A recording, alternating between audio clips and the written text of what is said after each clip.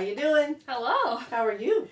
I'm doing good. How are you? Yeah. It's been a summer. I'm not sure when this is going to come out, but summer, I guess, over until like September, what is it, 22nd? Yeah, something like that. Yeah, something like that. So we got a little more of the summer, but for us, I feel like I'm in fall because everything starts back now. School's starting back. Yeah. We're starting back. You put the calendar to school terms. Yeah, we're back in the fall. We're back in the fall. We're going back. So yeah. So we have done had an amazing opportunity to listen to the youth and share their verse and their thoughts, and they were valuable, I thought. Oh, yes. I think I'll go back and listen to them again, Yeah. I think we did like 11 or 12 of them, didn't we? Close? I think it was 10. 10? Okay. Okay. 9 total? Something like that. You can go back and count. Yeah, really. But it was amazing. I loved every one. And we finished up the last two, and I think maybe you will have heard them by the time you get the time we get to us. Yeah. But I think they truly lived out their our verse for the youth of unashamed. Yeah. They're very unashamed of yes, they are. Of God and everything. And but yeah, I think there's always something we can learn from the youth. I hope that they can even have gleaned something for themselves out of sharing it like that. Mm-hmm. Made a bigger look at it impact. A different way. Yeah. I hope that they have, just by sharing it to others is going to help them maybe make that a solid verse for them. Yeah. Yeah, they won't forget it. No. So the verse that I have, I always say I'm going to tattoo it on my arm because I never can remember it. But I think I'm finally coming to the point where I remember the verse. Yeah. Okay? So mine is in 2 Corinthians 1, and I'm going to read 3 and 4. 4 is kind of the pinpoint of the verse. But here we go. And the title of it is kind of like God of all comfort. So, blessed be the God and Father of our Lord Jesus Christ, the Father of mercies and God of all comfort, who comforts us in our affliction, so that we may be able to comfort those who are in any affliction, with the comfort with which we ourselves are comforted by God. Yeah. There's something about that verse, and I keep, I have different verses that mean different things to you, Mm-hmm. But that one I keep coming back to, I think because working with women and having friends, and family, and I think that God has comforted me through so much in my life. I mean, He's been the comfort. Yeah. Not that other people haven't, but He's been the ultimate comfort. Yeah. And so in turn, I can comfort somebody else. And in a short, that's what He's saying. I've comforted you, you comfort somebody else. And I always felt like it was also the fact that my experiences, when you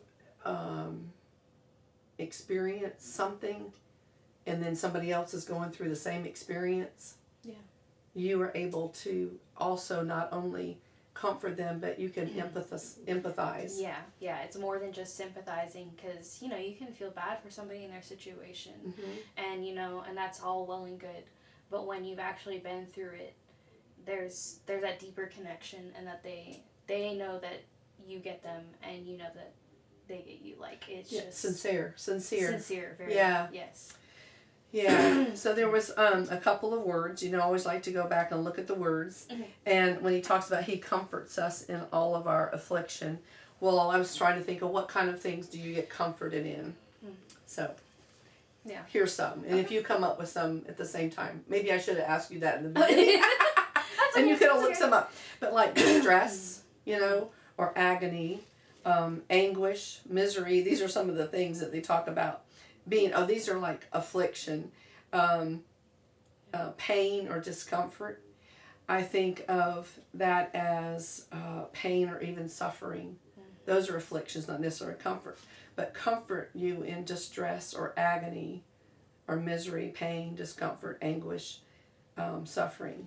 So I think about what are those things that we might comfort somebody in, that God has already comforted us. Pain, we think of physical pain.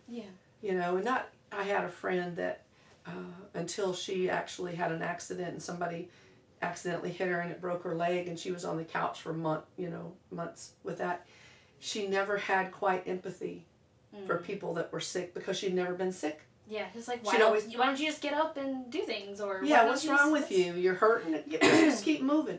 Yeah. But if you've never had sickness, if you've never been sick really, or had pain, my mom was in pain all the time. And so if you to have somebody just be in pain all the time, it's like, okay, come on, how long can you have to be in pain, Right. Or how much, but if you've ever had it yourself, you get it. Yeah, you realize how much it is to just keep moving and doing your daily tasks with all that pain attached to it. Yeah, and there is the element of that. And then you think of misery.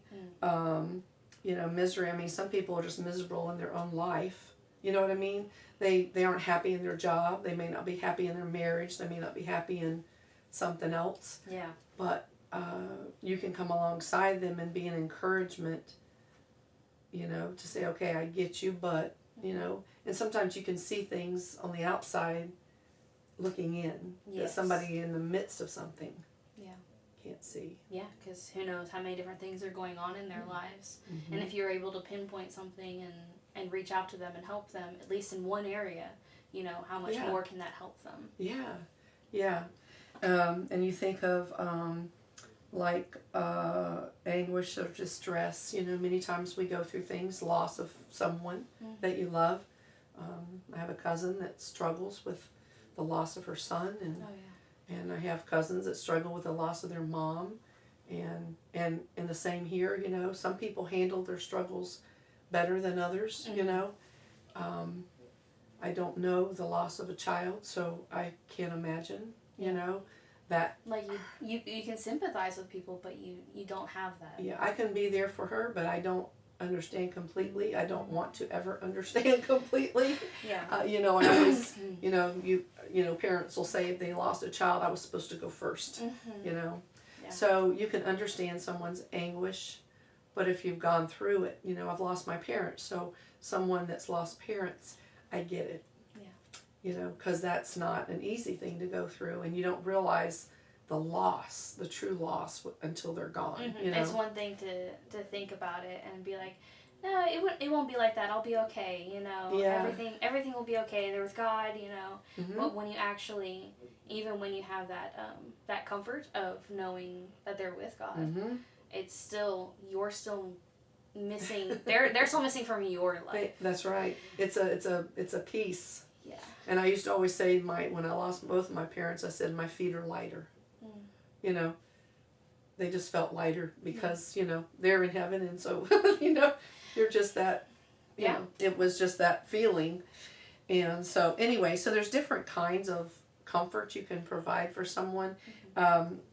This was the definition of comfort: a feeling of ease, well-being, freedom from worry, upset, fear. Those are comforts. And to think that you could provide that. God gave that to you, and I could, there's many occasions that God has provided comfort, whether it was fear from something, fear of something, sadness, and even in joy, He has comforted me, because I always say joy is the circumstances in the middle of what you're going through is not so good, but you're going to find joy in the middle of it. And and there's many ways to comfort people. Yeah. Because, obviously there's praying for them. Yep. There's giving them the advice of how you felt with it. If you see that they need something done around the house, or, something taken care of, you can ask them, or just do it. Or give them groceries, give them, whatever else, or even just sitting with people in their silence and their misery, and with it just having somebody's presence there with you physically. I know you had a friend that lost her mom, right? Didn't you? Yeah. And you had to comfort her, I'm sure. Yes. It was definitely hard, and you don't know what to say with that. I haven't lost my mom yet. Yeah. But I still was able to sit with her and pray with her over that whole entire situation. Yeah. And something is just asking them, like, hey, how do you want me to go about talking with you about it? Like, What can is it I do okay if I bring them up? That's right. Is it okay? Yeah. Like, and sometimes it'll be good, sometimes it'll be bad. Like, and well, you don't want to lose that person by not ever talking about them. Exactly, and they live through your stories. Yes, they do. They live through your memories. Yeah. And yeah, it's... I think being a safe zone to be able to talk to someone, know somebody that you can talk to. Yeah, when you're focusing more on them than you are yourself. On yourself. And it's not always sharing your story, it's listening to their story. But you are, the feeling. Yes. So you don't have to share your story sometimes. And so one of the other, I guess, when it says any kind of affliction through the comfort we ourselves receive from God, and some of the other words were discomfort, giving moral or emotional support, or even strength. That's another word. Giving somebody, I know that sometimes people just need, they can't make that next step because they're lost in their grief or lost in their fear. They're stuck. Yeah. They just need somebody to help pull them. Yeah. And I think sometimes we there's not a timeline on comfort. Just like we say, there's not a timeline to get over someone's death. Yeah. Sometimes it takes a long time. Sometimes you never get over it. You just try to live through it. And so there's all kinds of, I think of, comforting somebody through a divorce or a bad relationship or a stupid mistake, we've all got those, right? And, or just anything. It could be just that, they need support because they're raising a teenager. If you've ever raised a teenager, you know that you need support. You need somebody that understands that, because when you're in the midst of whatever it is you're going through, you don't always reach out. And you don't always know that somebody will understand.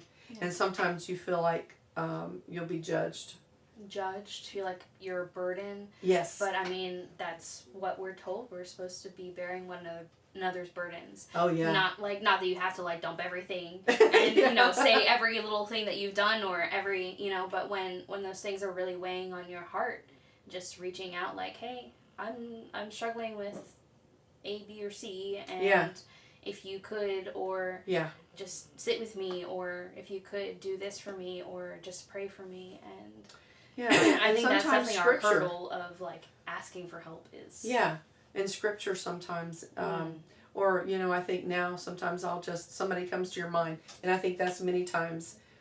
You provide comfort. You don't even know it. You send a text to somebody, hey, just checking in. And I've said this to the ladies sometimes when I'm in a dump, when I'm down and low for whatever reason, and sometimes don't you just get that feeling, a heaviness? Reason. Yeah, sometimes you get a heaviness, and what I will do sometimes, a lot of times, most of the time, to get out of that is I'll call somebody to check on them, say nothing about my own pity party going on or whatever it is going on with me, and when I get through with that phone call, I have pulled myself out of that slump, Yeah, we're told to, care for others, and I know that is a great way because we're supposed to be looking outwardly, we're supposed to be not necessarily, we can't do it all ourselves, so if we can have somebody else pull themselves up, we kind of all go up together. We're supposed to be, a community. Yeah. And so that's what we try to do with our women. We try really hard we use our, it's not a connection circle. It is I say it wrong every time. It is a connection circle. It's not a communication circle. Oh, okay. It is a communication circle, but we call it a connection circle. Yes. And so when we're in Bible studies or when we're in a group missions, we always put names and phone numbers and addresses on that. And within that, there's opportunities for you to reach out to someone or post, I need prayer, or post something, this has happened, or post, I have a praise, thing. So to kind of help us be a community and together as we've created these little connection circles. with people that are in certain groups together. So it works. So that's my favorite verse. And I think now that I've discussed it and wore it out, I think that I don't have to put it as a tattoo on my arm anymore. So, because I'm always going, what is that verse? I know, but I know you comfort others, you know. But important. I just think the big word that you could write across my page, or even in the Bible, is just love. Oh, yeah. Because if we comfort, we're loving. Yeah. If we comfort, we love, because He loved us enough to do all that He's done, and to provide that comfort for us. So. Yeah, it's the greatest commandment. It covers a lot of things. Yes, it does.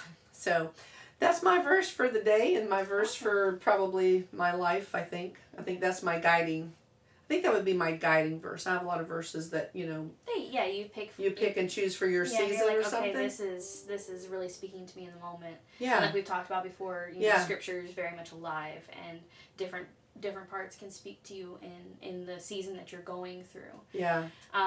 But yeah, I think that's a good one for like you're just guiding life verse, basically. Yes, it's just guiding me, you know, it just kind of, and I think with women's ministry, this is a big one. Yes. You know, our verse is Matthew 5:8. Let your light so shine before men, right? Let your light shine so that others see Jesus. I'm going to paraphrase, so others see Jesus in you. Exactly. That's kind of what it's about. So anyway, that's my verse, and I hope that maybe it is a guiding light for somebody else, and that you can think on that verse, and if you know, either be the one that is comforted sometimes. I mean, I'm comforted sometimes. It's not just me comforting other people, but so anyway, that's Thank it you for sharing. today. Yeah. So listen, you guys have a great week. See y'all next time. Catch you later. Bye. Bye.